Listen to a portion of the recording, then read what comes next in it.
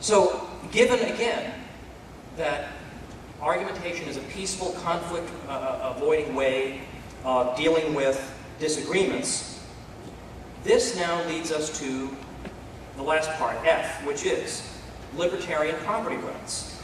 According to Hoppe, only libertarianism, the libertarian first user, I'm the first one who's mixed my labor with this unowned resource, and then I can transfer it to subsequent owners.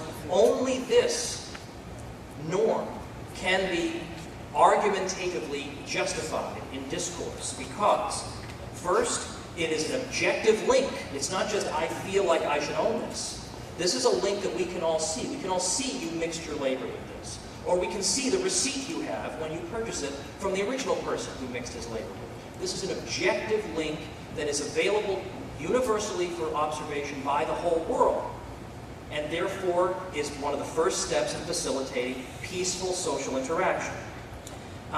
Secondly, the rule is universalizable because it applies to any conceivable property owner. If he's the first user, then he has the claim. Or if he is the transferee of the first user, then he has the claim.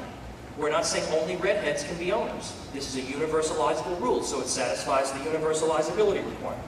And finally, it's conflict avoiding because everyone can see the objective link linking the owner to the property. It is perceivable to the senses and to the reason.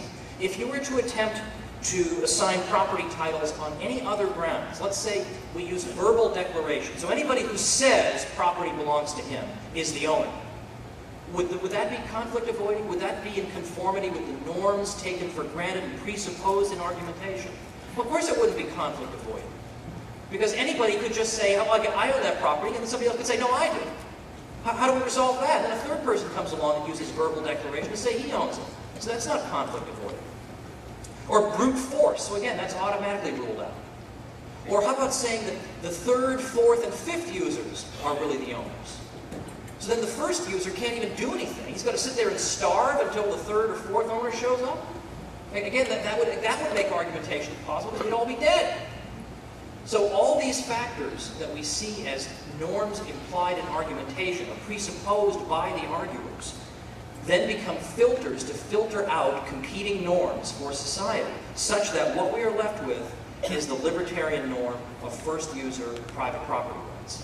Now that's probably the shortest space in which this has been explained, and it doesn't answer every conceivable question you might have about it, but it is nevertheless, I think, a very intriguing account here. And it's pointing in the same direction as the other natural rights approaches, but it comes at it from a different angle.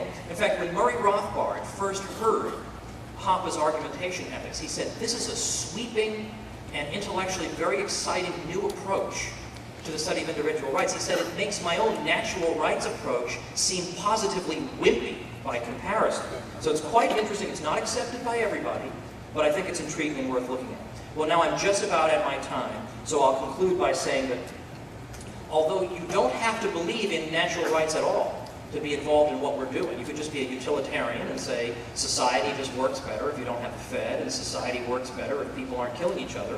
But there are other people, I think, who are attracted by the moral argument that it's not just more useful if we don't kill each other, it's morally wrong if we kill each other. It's morally wrong if we steal from each other. This is the moral argument that I think is the most compelling, and that's at the heart of what we're doing. And the arguments that I've made today and that I've elaborated on from these other thinkers are all pointing in that direction, and we have the great privilege of being defenders of this truly liberating and deeply moral teaching. So thank you very much.